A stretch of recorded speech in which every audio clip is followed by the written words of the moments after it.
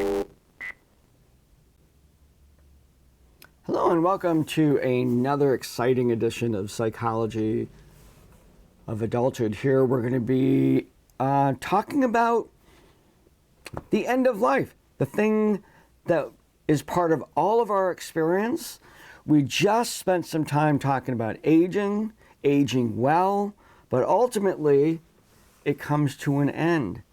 And what I want to do today is to kind of look at a couple of the issues associated, the things that are going on during that time. And we'll start off with sort of a sociocultural perspective. And the way I want to describe that is not to go into, the diversity of rituals and perspectives and even definitions of death that exists on a global, in a global perspective, but to kind of look at how our society sort of has concepts related to death. So we're going to be looking at those here in chapter 14, End of Life. And here's a little table that I use in many of my classes to kind of put together some of the concepts that we have in our society associated with the notion of death. So we have images and objects that are associated with death: a flag at half-staff, sympathy cards, tombstones, cemeteries, monuments, those kinds of things.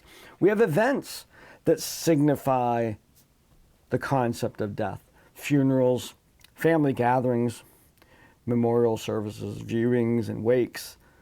We have statistics specifically that we hear about in terms of death and how it manifests in our world, dying of diseases, mortality rates, murder and suicide rates, life expectancy, news events, those kinds of things. And then finally, we have a variety of phrases that we use instead of the word death to describe somebody's state of being. They may be in a time of waiting, or there's nothingness, or passing on, going home, being in heaven, those kinds of things that we have as ways in which we kind of term death. We have lots of these, and I'm sure within your own life you have probably some other terms that you use about, what do you call the funeral? What do you call what are the different parts of the funeral? Different terms that your family might have for describing people who have passed away. Those kinds of things. Now, with that in our society, as we are approaching the end of our lives, it's not surprising that we engage in a lot of healthcare. So one of the things that I bring up usually when I'm talking about end-of-life issues is, of course, healthcare itself. And we tend to use the vast majority of our healthcare dollars that we would ever use in our entire life.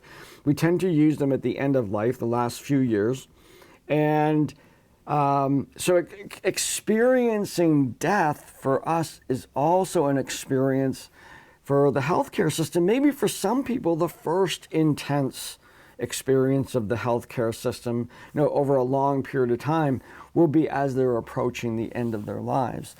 So in the healthcare world, there are two types of care that one would receive: curative care and palliative care. Now, curative care has that word cure in it, and certainly this is the care that most of us would expect from our providers. We would go in, we would talk about our symptoms, we would get medicine or therapy or treatment or whatever, surgery, whatever it is that we need, and we would quote unquote cure that particular aspect of our lives. The symptoms would go away or decrease, and we're moving on from that point. Palliative care, however, is a form of care. The goal is not survival.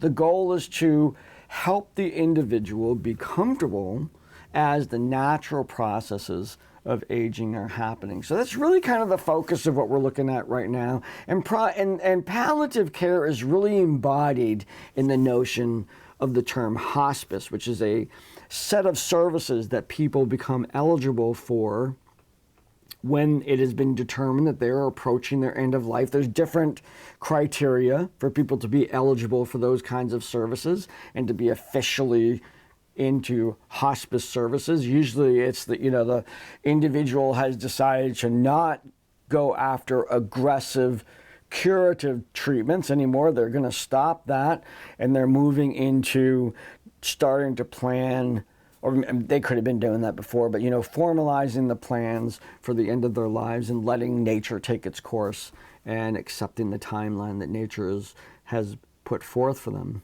Now, there's of course things that come up in that, and in the world of hospice, of which I've had some direct experience, not only with individuals in my life who were on hospice, but I also, as a social worker, I did some hospice work.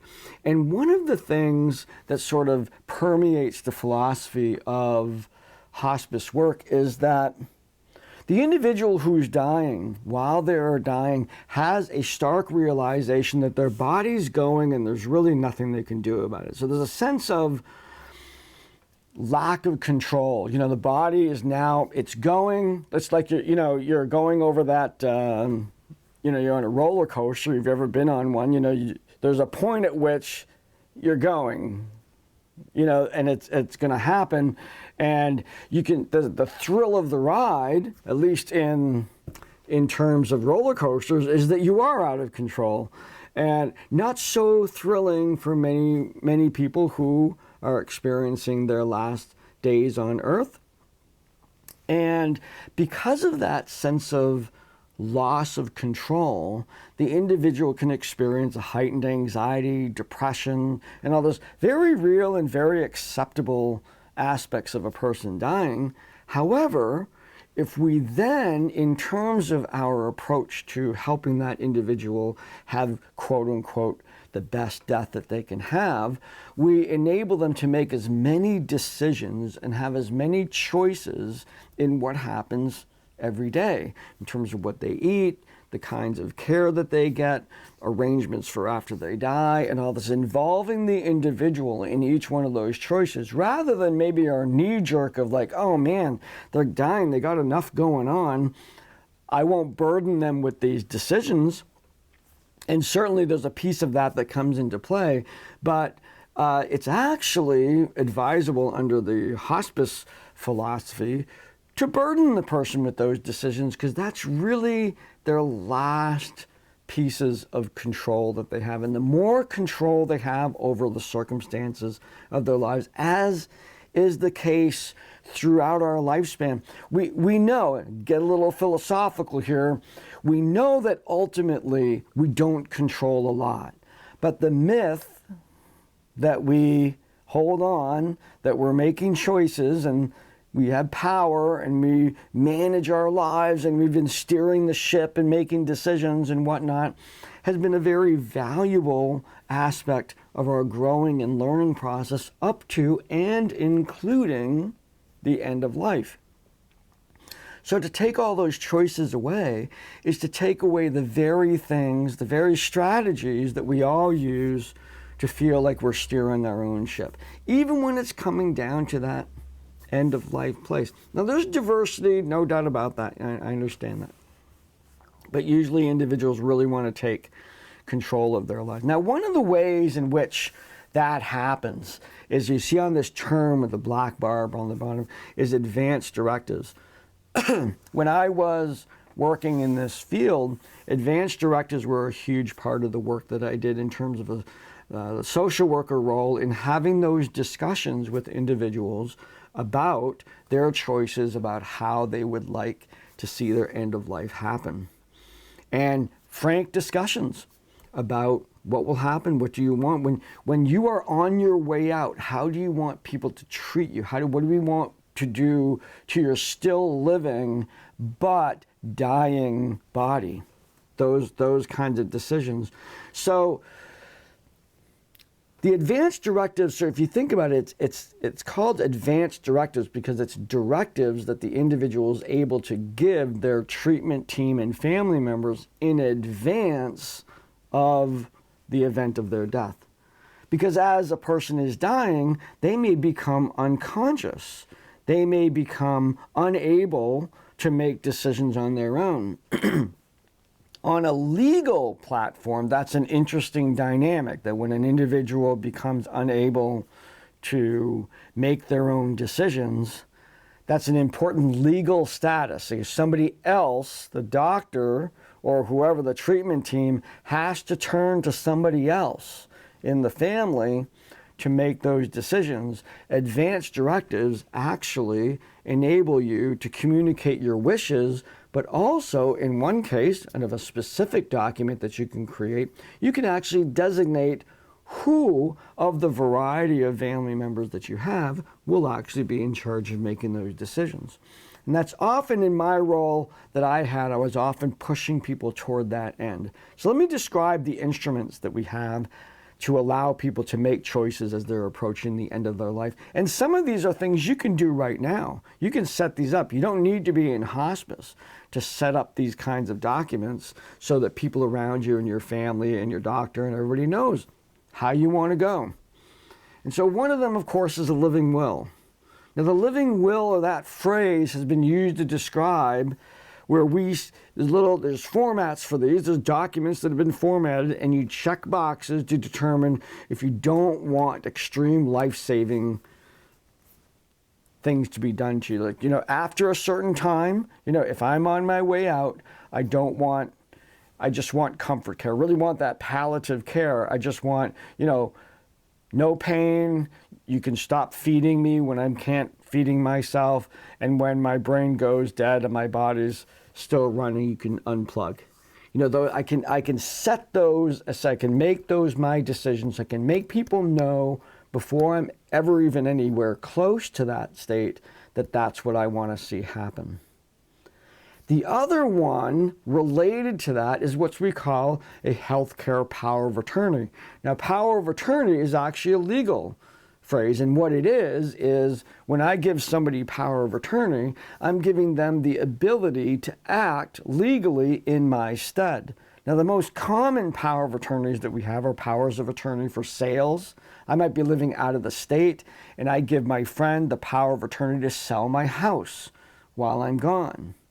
Now, the interesting thing about both the living will and the power of attorney is that they are, in fact, legal documents that we sign, and our signature is the power that supports the legitimacy of those documents. Interestingly, when we become unconscious, technically speaking, those become null and void, because I'm no longer able to enforce those, even though I signed them. They actually become null and void. The vast majority of medical teams and family members have no problem with that, and they follow grandma's wishes anyway. So that's not a really big issue, but the idea is, so there's that legal sort of thing that happens, but people, this is what grandma wants. Everybody was in agreement before and all that. However, let's say an individual in the family is having a particularly hard time with grandma passing in this particular situation. All it takes is one family member to say, nope, we're going to keep her plugged in. And they're going to keep her plugged in. Now, if there's a husband, wife that's around, they got it. But let's say this is single grandma, grandpa already passed away. There's really no pecking order. Almost anybody can come in and upset the apple cart on what grandma wanted. And so when I was working with families, they didn't call in the social worker because things were stable. They called in because there was usually some conflict associated with what the situation that was going on in the family and the individual dying. And we often advocated for one other instrument. And what it is, it's a durable healthcare power of attorney. And the durable quality refers to this particular document will still be enacted and enforceable even when I am no longer able to make my own decisions. So it takes that one more legal step. And what it does, it designates an individual, regardless of the role of other people in the team. That is the individual that makes the call. Lots of pressure, on that individual. And certainly I've been in situations where, let's say one daughter was given power of attorney, durable power of attorney, can get in conflict with the brother who wants to keep grandma plugged in, and she's trying to enforce her legal responsibility to follow grandma's wishes. And even then, I actually missaid that a little bit. Even then, she's not obligated to. She's now power of attorney, so even if grandma had a living will, didn't want to have nutrition, didn't want to have fluids after a certain time, she can make them do it. She's now acting in the stead of grandma. So you can see these things can get complicated. They can get, now this is just I'm a social worker. I don't get called in when things are going right? I get called in when things are messed up. And so there's a little bit of, there's a experience I have of this happening. It's really rare, actually, that people run into these actual issues, but they are true, they are real. And the ability that we have to prepare legally documents to make sure that our wishes are carried out is pretty important. Now, the next topic I want to get into is the actual process of dying itself, which has been the subject of study, of course, for as long as we've been studying human behavior. And I really want to place this in its context. Probably one of the most well-known models of how we actually, the psychological ups and downs that we go through as we are dying, is the model that was produced by Elizabeth Kubler-Ross. And here's the grief cycle. Now, I'm going to describe the cycles in its linear sense, moving from left to right. A person in the classic presentation of this model, a person learns that they have a terminal illness, and that individual is right here. And what Kubler-Ross identified is many people go into a state of denial. No, I don't want to, that deep inside, they don't want to accept the fact that they're dying. They're shocked. It can be confusion, and there's some other emotions, elation.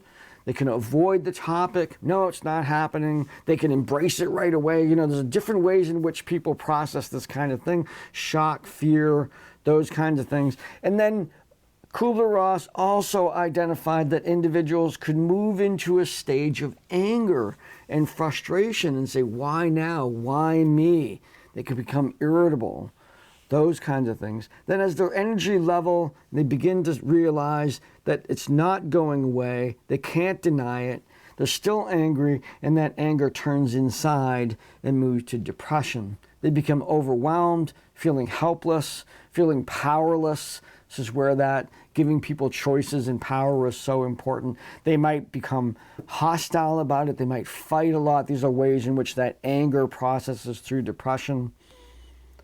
They might have an increase in their energy that brings them to a point of bargaining. How can I get out of this? Make deals with God, make deals with others, reaching out. But they can also go into the bargaining phase by starting to tell their story. They're embracing the power that they have to kind of put the endings, the bookends on their life story, and then moving into a phase of acceptance of the inevitable, of people passing away. Now we look at this model, okay, and it has this linear quality to it, and some of the critiques of Kubler-Ross are like, hey, wait a minute, people don't just go from, stage 1, 2, 3, and 4. That's not really how it happens. And that's really not what Kubler-Ross was trying to put across, except she wanted to be able to identify that these are distinct ways in which people can find themselves during the process of dying. And they may last days, weeks, months, or moments. A person can go from depression to denial, to anger, to bargaining, to acceptance, back to denial. And it can be very quickly. So not only is the timing of each one of these stages important, but it's not linear. We talk about these stages of, the stages of grief, or the grief cycle, or, a process or something like that, but they can go all over the place. Now, this is a slide I copied from another class, so there's a little indication on this. Should have taken this out. It says, see guides on helping different ages. In my developmental psych class, there's a section in that talks about how to help a young child dealing with death. How do you work with individuals who are adolescents with death? How do you help young adults dealing with death, so on and stuff like that. So I say see the guides for additional help on that. So sorry, I didn't include that in the material for this class. But nonetheless, we have this process, that little circle that was kind of going right along from left to right could be jumping around. So at any given point, when I was working in hospice-related cases, I could come in and find my client in any one of those, or combinations of them. But it was helpful to know that these are normal reactions. Bargaining is a normal reaction. Anger is a normal reaction. Depression, denial is a normal reaction. The individual is not crazy. They're not acting out of line. It may be challenging to deal with. There's no doubt about that. And the people that are left are really challenged by that sometimes. But they're normal aspects of the dying process. Now, when we look at how we deal with death and the different individuals involved with death, and I want to also bring in some sociology here, like a sociocultural point of view, and look at people's roles that are involved in dealing with or dying themselves, the individual roles that people have and how this sort of plays out in our society. And so we have, for example, the role of the person who's a caregiver. Now consider this from both angles. I, as a dying person, leave behind, let's say, my wife, who is a caregiver, and as I'm dying, that individual is undergoing an identity change as well. And you think about individuals who have been together for a very, very long time, and let's say one of them has been sick for a very long time. Not only is that person adapted to their family situation as a person who is sick, but the caregiver has, in many ways, wrapped their lives around the world of taking care of that individual, wrap themselves around the role of taking care of that person. And when the individual passes away, there's a bit of an identity crisis. So you go back to those kind of models that we have now of, the person has lost their job, essentially, and now they have to redefine themselves in the absence of that person, and the challenge that brings to families who are experiencing death and dying. Now, of course, when we lose children or when we lose our parents, we think about us in our developmental place. There's one of my favorite. It's a very brief part of one of the Lord of the Rings movies, where the king of the kingdom of horses is awakened from his being controlled by Saruman, was psychically controlling him, and he wakes up to find that his son had died. And there's a scene where Gandalf is talking to him, and there at the grave of his son, he says, no parent should have to bury their child. The experience of the death of a child is unexpected. Going back to this graphic, the loss of a child is an unexpected event in life. The loss of your parents is expected. And our experience of these two, if you happen to have gone through the tragedy of a loss of a child, it's like the person said in the movie, we're not built for that. We're not built for that order of events. We're supposed to outlive, our children are supposed to outlive us. It's okay in a way that we lose parents.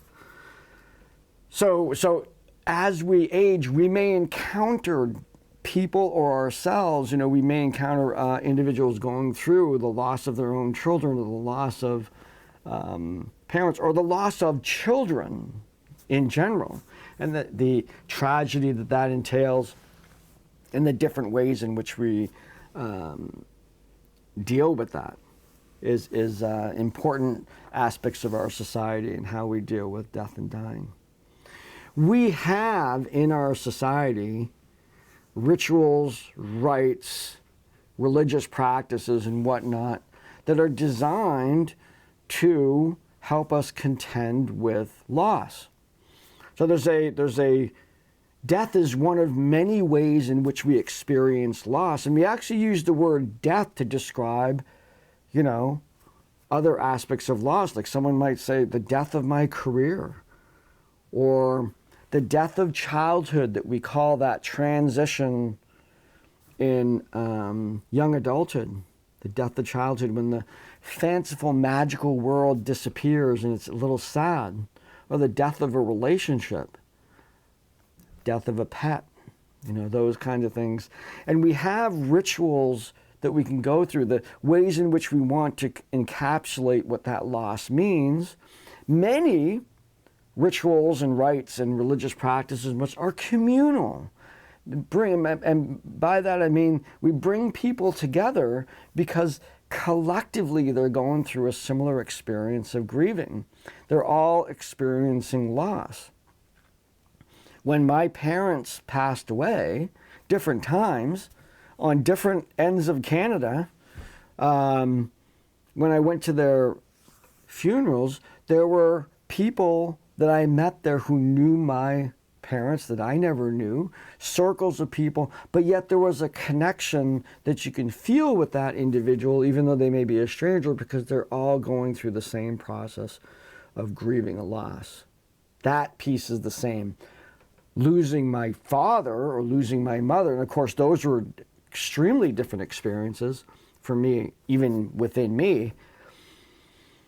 Those experiences of a child losing their parent, of course, different than maybe my dad's best friend losing his best friend.